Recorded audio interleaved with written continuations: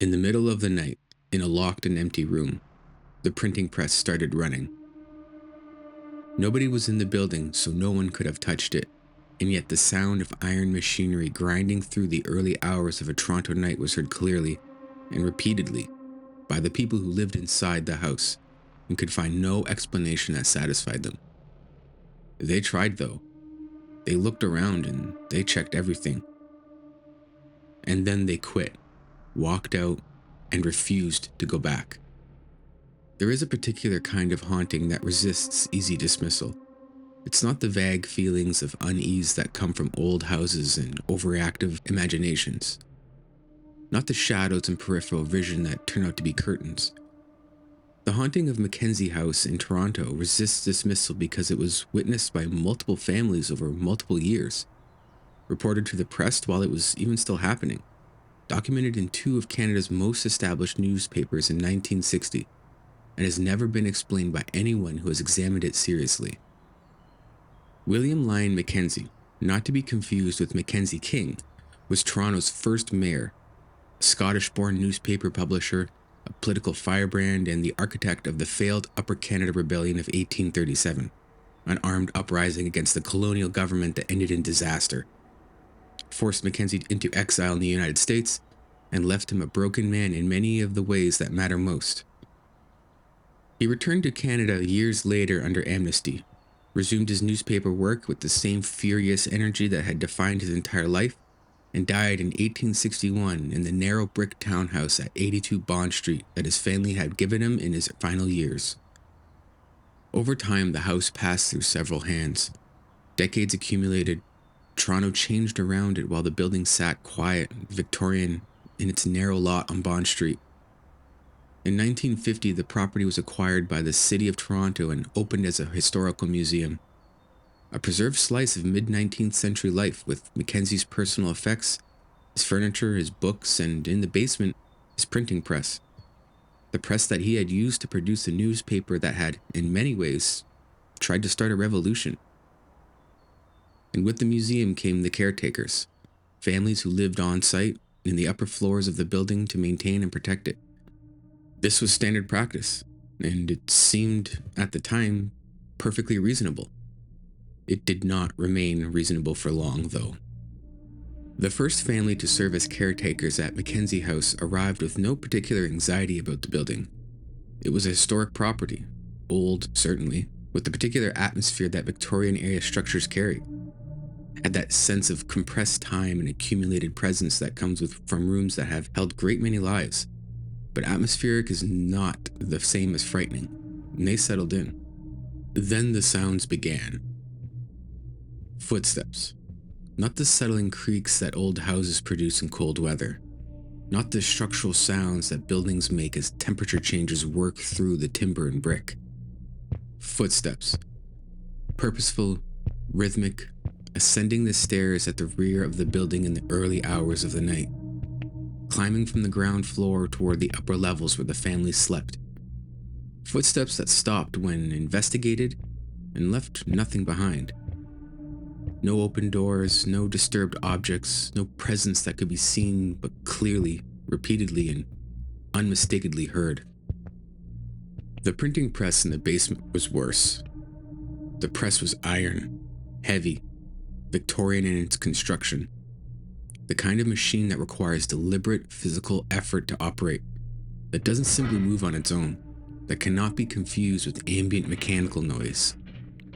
And yet in the night, with the building locked and the family in their beds, the sound of it running, the grinding, rhythmic clatter of iron type and mechanical components cycling, came up through the floors. They went down to check. Every time the press was still. Every time there was no one there. Every time the sound had been exactly what they thought it was. Something was operating the press, in an empty room, in the dark. Then there was the hand. One of the residents woke in the night to the sensation of pressure on their body. A hand pressing against them with deliberate weight. Not a dream state confusion of sensation, not the hypnagogic phenomenon that sleep researchers document as the mind misinterpreting its own signals. A hand, physical and very much present. And when they came fully awake and turned to look, there was nothing there. The pressure was gone. The room was empty. Then, multiple residents across multiple incidents reported seeing a woman's face in mirrors. A face that was not their own reflection, materializing in the glass of the upper floor mirrors and then resolving back into nothing when they looked directly at it. The face was described consistently enough across separate encounters that it became its own fixture of the building's reputation. Not a trick of light, not a moment of confusion, a face looking back. By 1960, the caretaker situation at Mackenzie House had become, in the language of institutional understatement, a problem. In August of 1960, the Toronto Star and the Toronto Telegram both ran stories on the haunting of Mackenzie House. This is worth sitting with for a moment, because these were not fringe publications running sensational content for a fringe audience. The Star and the Telegram were the two dominant newspapers of one of Canada's largest cities, mainstream, competitive, and in 1960 still operating with the editorial standards of institutions that understood their credibility was their currency. They ran the stories because the stories were real, documented and sourced. The caretaker families had spoken, the experiences were on the record, and the details, the press running at night, the footsteps, the hand, the face in the mirrors, were specific enough and consistent enough to warrant the kind of coverage that serious newspapers provided to serious events. One family had already resigned by the time the coverage ran. They left abruptly and refused to return to the building under any circumstances. Not to collect belongings, not to walk through it in daylight. They were done with 82 Bond Street in a way that communicated without words exactly how severe their experiences had been. John Robert Colombo, who documented the case in his comprehensive record of Toronto's paranormal history, noted that the Mackenzie House incidents represented one of the most press-verified poltergeist cases in Canadian history. Not because phenomena were proven in the scientific sense, but because the documentation trail was unusually clear. Real witnesses, real dates, real newspapers, and real resignations. The house did not offer explanations. It simply continued to be what it was. The question that hovers over any serious examination of the Mackenzie House haunting is the one that is hardest to answer. Why here, and why him? William Lyon Mackenzie was not a man at peace with the world when he died. The rebellion he had led was a failure. The political vision he had fought for, responsible government, an end to the corrupt oligarchy that ran Upper Canada for the benefit of the few, came to pass, eventually, sure, but without him at its center, and only after years of exile and humiliation, and the particular bitterness that comes from being right about something important and losing anyway. He returned to Canada a diminished figure, tolerated rather than celebrated, and he died in the Bond Street house that charity had provided for him. There is a long tradition of thought in the literature of paranormal research that poltergeist activity is in some way connected to unresolved energy, to lives lived with exceptional intensity, to personalities that did not accept boundaries in life and may not accept them afterward. Whether one believes in that framework or not, it is difficult to avoid the observation that William Lyon Mackenzie was precisely the kind of man that framework describes. Furious, principled, relentless, and ultimately unfinished. A man who ran a printing press to distribute his ideas that the government of his day found dangerous. A man who led an uprising. A man who did not, in any chapter of his documented life, go quietly. The press in the basement of 82 Bond Street ran by itself in the middle of the night. It ran in an empty room with no one at its mechanism, producing the sound of operation without producing any visible output. The residents who heard it went down to find it still, and dark, and untouched. Maybe it was a mechanical anomaly. Maybe it was structural acoustic quirk.